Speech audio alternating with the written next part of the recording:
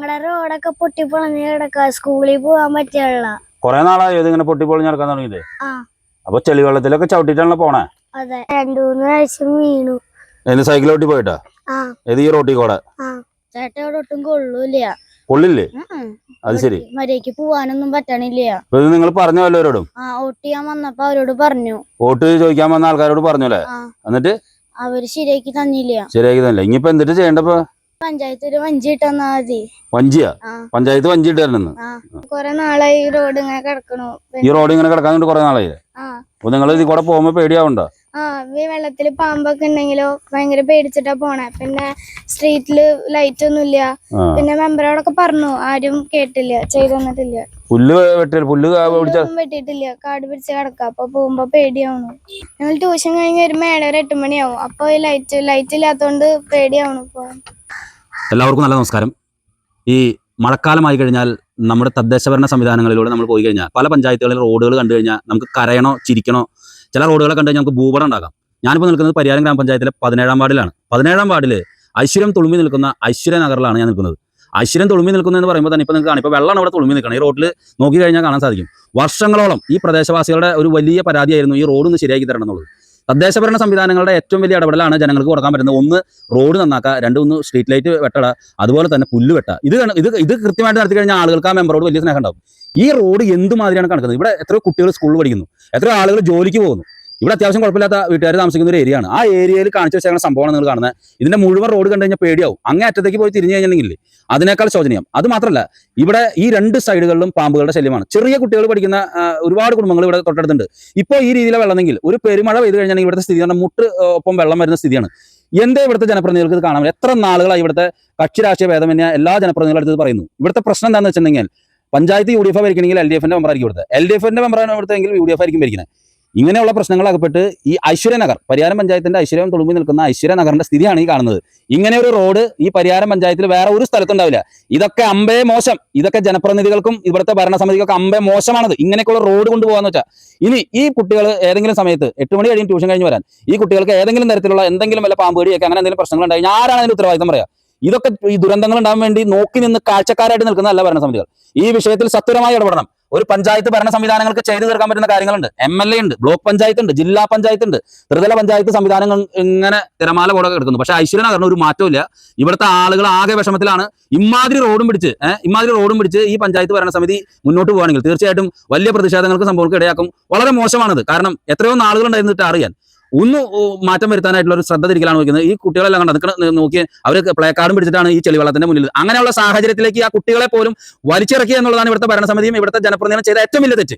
പിള്ളേരുകൾ അവിടെ പോയി പഠിക്കേണ്ട സമയങ്ങളിൽ അവരിത് പ്ലേ കാർഡും പിടിച്ച് അവിടെ നിൽക്കുകയാണ്. ഇങ്ങനത്തെ സ്ഥിതിവിശേഷങ്ങൾ സൃഷ്ടിക്കുന്ന ഭരണ സംവിധാനങ്ങൾ തീർച്ചയായിട്ടും കണ്ണു തുറക്കണം. നമുക്ക് ഈ വീട്ടുകാരുടെ അടുത്തേക്ക് ആ കുട്ടികളുടെ അടുത്തേക്കും ചെല്ലാം. കാരണം അവരിന്ന് കാലത്ത് ഇറങ്ങിയപ്പോൾ തന്നെ പാമ്പിനെ കണ്ട് 2 കുട്ടികൾ പേടിച്ചാണ്ടിരിക്കുകയാണ്. പാമ്പുകളുടെ ഒരു തീരാ മഴയാണ് ഈ 2 സൈഡുകളിലും. അതിശോചനീയമായ റോഡ് പരിയാരം പഞ്ചായത്ത് അമ്പേ മോശം എന്ന് പറയത്തക്ക രീതിയിലാണ് പോകുന്നത്. ഇതിലൊരു ഇടപെടൽ ആവശ്യമാണ്. മഴ പെയ്ത് കഴിഞ്ഞാൽ മുട്ടിനൊപ്പം വെള്ളം പോലെയാണ്, കൊച്ചുങ്ങൾക്ക് ചാടി കിടക്കാൻ പറ്റണില്ല. അപ്പൊ നനഞ്ഞ ഒക്കെയാണ് അവർ വരുന്നത്. 2 പ്രാവശ്യം ഞാൻ പഞ്ചായത്ത് മെമ്പറോട് പറഞ്ഞു. ഒരു പ്രാവശ്യം ഫോൺ വിളിച്ച് പറഞ്ഞു, 1 പ്രാവശ്യം ഞാൻ നേരിട്ട് കണ്ട് വിവരങ്ങളൊക്കെ പറഞ്ഞു. അപ്പോൾ അയാൾ കോറി വേസ്റ്റ് വെച്ച് ശരിയാക്കി തരാമെന്ന് പറഞ്ഞത് കൂടാണ്ട് ഇതേവരെ ഒന്നും ശരിയാക്കി തന്നിട്ടില്ല. ഇനിയിപ്പോൾ ഞങ്ങൾക്ക് വഴിയുടെയാണ് ഞങ്ങൾക്ക് ആവശ്യം. അത് നല്ലോണം കോൺക്രീറ്റ് ചെയ്തിട്ട് തരാം, എന്തെങ്കിലും ചെയ്ത് ഞങ്ങളെ രക്ഷിക്കണം. ഈ കൊച്ചങ്ങളെ ഉടനെ രക്ഷിക്കണം. ഏറ്റവും കൂടുതൽ ബുദ്ധിമുട്ട് അനുഭവിക്കുന്നത് ഞങ്ങളാണ്. ഏറ്റവും അറ്റത്തെ വീടാണ്. ഇവിടുന്ന് ഈ വെള്ളവും ചെളിയും എല്ലാം ഒഴുകി വരുന്ന ഞങ്ങളുടെ മുറ്റത്തേക്കാണ്. അത് ഞങ്ങൾ 2 പേരും പ്രായമായവരാണ്, സുഖമില്ലാത്ത ആളാണ്. പെട്ടെന്നൊരു ഹോസ്പിറ്റൽ കേസ് വന്നു കഴിഞ്ഞാൽ ഒന്ന് കൊണ്ടുപോകാൻ തന്നെ ബുദ്ധിമുട്ടാണ്. പിന്നെ 2 സൈഡും കാടാണ്. കാടെന്ന് പറഞ്ഞു കഴിഞ്ഞാൽ പുല്ല് വെട്ടിയിട്ടില്ല. വെട്ടാൻ വരാമെന്നൊക്കെ മെമ്പർ പറഞ്ഞതാ. പിന്നെ ഈ കാട്ടിൽ കൂടെ പാമ്പുകൾ വന്നാൽ നേരെ ഞങ്ങളുടെ മുറ്റത്താണ് വരുന്നത്. ചെടിച്ചട്ടിയിൽ വരെ കയറിയിരിക്കുകയാണ് പാമ്പുകൾ. ഈ സുഖമില്ലാത്ത ആളെന്ന് പറഞ്ഞു കഴിഞ്ഞാൽ ആളിന് സ്ട്രോക്കൊക്കെ വന്ന് ആകെ ഇതായിരിക്കുന്നതാണ്. അപ്പോൾ ഇതിലേക്കൂടെ നടന്നു പോകാനോ ഒന്നും പറ്റില്ല. ഈ പാമ്പുകൾ വന്നു കഴിഞ്ഞാൽ പേടിച്ചിട്ട് പുറത്തേക്ക് ഇറങ്ങാൻ വയ്യ. അപ്പോൾ എന്തെങ്കിലും ചെയ്തൊന്ന് കോൺക്രീറ്റ് ചെയ്ത് തന്നാൽ അത്രയും നല്ലത്. എത്രയും പെട്ടെന്ന് ചെയ്തു തരിക. ഈ പിള്ളേർ സ്കൂളിൽ കൂടെ ഈ വഴി കൂടെ പോകുമ്പോഴേ ചെളിയും വെള്ളവും എല്ലാം ആയിട്ട് യൂണിഫോം എല്ലാം നനഞ്ഞ് ചെളിയായിട്ട് സ്കൂളിൽ ചെല്ലുമ്പോൾ അവരെ പുറത്ത് നിർത്തും. എല്ലാ പിള്ളേരെയും കൂട്ടത്തിലിരുത്തില്ലല്ലോ. അപ്പോൾ ആ ബുദ്ധിമുട്ടുകളെല്ലാം പിള്ളേരുകൾ അനുഭവിക്കുക. കൊച്ചു പിള്ളേരുകളാണ് എല്ലാവരും. പിന്നെ രാത്രി ആയിക്കഴിഞ്ഞാൽ ഇതിലേ കൂടെ സന്ധ്യ 6 മണി കഴിഞ്ഞാൽ പിന്നെ നടക്കാൻ പറ്റില്ല. 2 സൈഡിലും പാമ്പാണ്. ഐശ്വര്യ എന്നും ഐശ്വര്യ തുളുമ്പി നിൽക്കുന്ന സ്ഥലമായിരുന്നു. ഐശ്വര്യം തുളുമ്പി നിൽക്കുന്ന സ്ഥലമായിരുന്നു. വെള്ളം പക്ഷേ ഇപ്പൊ വെള്ളം തുളുമ്പുന്നുണ്ട്. കൂടത്തിയോടെ വഞ്ചി കൂടി ഉണ്ടെങ്കിൽ അതിനേക്കാൾ തുളുമ്പൽ കൂടിയാണ്. വർഷങ്ങളായിട്ട് ഈ റോഡ് ഇങ്ങനെയാണ്. ഇത് പാർട്ടി വ്യത്യാസങ്ങൾ അനുസരിച്ചാണ് റോഡിന്റെ കാര്യങ്ങളൊക്കെ നടന്നു പോകുന്നത്. ഇതിപ്പോ പാർട്ടി ഇഷ്യൂ ഉണ്ട്. ഇപ്പൊ പഞ്ചായത്ത് LDF ആണ് ഭരിക്കുന്നത്, ഞങ്ങളുടെ വാർഡ് മെമ്പർ UDF ആണ്. അപ്പൊ അവിടെ ഒരു ടഗ് ഉണ്ട് എന്ന് ഞങ്ങൾ വിചാരിക്കണു. ഞങ്ങൾ പ്രസിഡന്റിനോട് പറഞ്ഞു, ഇപ്പോഴത്തെ പ്രസിഡന്റിനോട് പറഞ്ഞു, പ്രസിഡന്റ് ശരിയാക്കി തരാമെന്ന് പറഞ്ഞിട്ടുണ്ട്. നേരത്തെയും പറഞ്ഞിട്ടുണ്ട്. ഇന്ന് വിളിച്ചപ്പോൾ ഇന്നും പറഞ്ഞു ശരിയാക്കി തരാമെന്ന് പറഞ്ഞിട്ടുണ്ട്. ഇപ്പൊ എത്ര വർഷമായി ഇത്? ഇത് വർഷങ്ങളോളം ഇതിന് കണക്കില്ലാത്ത വർഷം. കണക്കില്ല. ഇത് ശരിക്കും പഞ്ചായത്ത് റോഡ് തന്നെയാണ്. ഇത് പഞ്ചായത്ത് റോഡല്ല, പ്രൈവറ്റ് ആയിരുന്നു. പഞ്ചായത്തിന് കൊടുത്തിട്ടുണ്ട്. പഞ്ചായത്തിന് കൊടുത്താണ്. ഇത് ഈ ഗ്രാമസഭകളൊക്കെ ഉന്നയിക്കുമ്പോൾ അവരെന്താ പറയാറ്? ഒക്കെ ശരിയാക്കി തരാം, ഒക്കെ ശരിയാക്കി തരാം. ഇപ്പൊ ശരിയാക്കി പിണറായി പറയുന്നത് പോലെ എപ്പോൾ ശരിയാക്കി തരാമെന്ന് പറയും. ബ്ലോക്കിൽ ചെന്നപ്പോൾ അവർ പറഞ്ഞു ബ്ലോക്ക് ഫണ്ടിൽ നിന്ന് ശരിയാക്കി തരാമെന്ന് പറഞ്ഞു. അവസാനം പറഞ്ഞു ബ്ലോക്കും പഞ്ചായത്തും കൂടി ശരിയാക്കി തരാമെന്ന് പറഞ്ഞു. ഇപ്പൊ ബ്ലോക്കും ഇല്ല, പഞ്ചായത്തും ഇല്ല. നമ്മളിവിടെ കുറെ കാലങ്ങളായിട്ട് നമ്മളതിനു വേണ്ടി ശ്രമിച്ചുകൊണ്ടിരിക്കുകയാണ്. ഇവിടെ ഇപ്പോൾ നമ്മൾ കുറേ ഒത്തിരി വീട്ടുകാർ താമസിക്കുന്ന ഒരു മേഖലയാണ്. അതിൽ ക്വാറി വേസ്റ്റ് കുറേ ഭാഗം നിരത്തിയുണ്ട്. പക്ഷെ അതുകൊണ്ടൊന്നും പ്രയോജനമില്ല. കാരണം ഇവിടെ കാണുന്ന പോലെ ഒരുപാട് സ്ഥലങ്ങളിൽ വെള്ളം കെട്ടിക്കിടന്ന് ഒരുപാട് കുട്ടികൾ നമുക്ക് സ്കൂളിലേക്ക് പോകുന്ന കുട്ടികളുണ്ട്, യാത്രക്കാരുണ്ട്. ഇടയ്ക്ക് ചെറിയ ചെറിയ വണ്ടികൾ സ്കിഡ് ചെയ്ത് വീഴുന്ന ചില സാഹചര്യങ്ങളൊക്കെ ഉണ്ടാകുന്നുണ്ട്. അപ്പോൾ ഇത് കൃത്യമായിട്ട് ഇതിൻ്റെ ഒരു തീരുമാനം ഞങ്ങൾക്ക് ഉണ്ടായി കിട്ടണം. ബ്ലോക്ക് പഞ്ചായത്തിൽ നിന്ന് നമ്മുടെ വാർഡ് മെമ്പറായിരുന്ന ജേക്കബിന്റെ നേതൃത്വത്തിൽ ബ്ലോക്ക് പഞ്ചായത്ത് തൊഴിലുറപ്പ് പദ്ധതിയിൽ ഉൾപ്പെടുത്തി ഫണ്ട് അനുവദിച്ചു എന്ന് പറഞ്ഞു. അത് കഴിഞ്ഞ് ഞങ്ങൾ അന്വേഷിച്ചപ്പോൾ പറഞ്ഞ ബ്ലോക്ക് പഞ്ചായത്ത് മെമ്പറെ അടുത്ത് ബ്ലോക്ക് പഞ്ചായത്ത് പഞ്ചായത്തിനോട് പറഞ്ഞിട്ടുണ്ട് ഫണ്ട് ഞങ്ങൾ അനുവദിച്ചിട്ടുണ്ട്, പഞ്ചായത്താണ് തൊഴിലുറപ്പ് പദ്ധതിയിൽ ഉൾപ്പെടുത്തി ചെയ്യേണ്ടത്, അവർ ചെയ്യാത്തതിന് ഞാൻ എന്താ ചെയ്യാന്നാണ് ബ്ലോക്ക് മെമ്പർ ചോദിച്ചത്. കടന്നു വരുന്ന വഴി കുറെ ദൂരം കോൺക്രീറ്റ് ചെയ്ത് ഭംഗിയാക്കിയിട്ടുണ്ട്.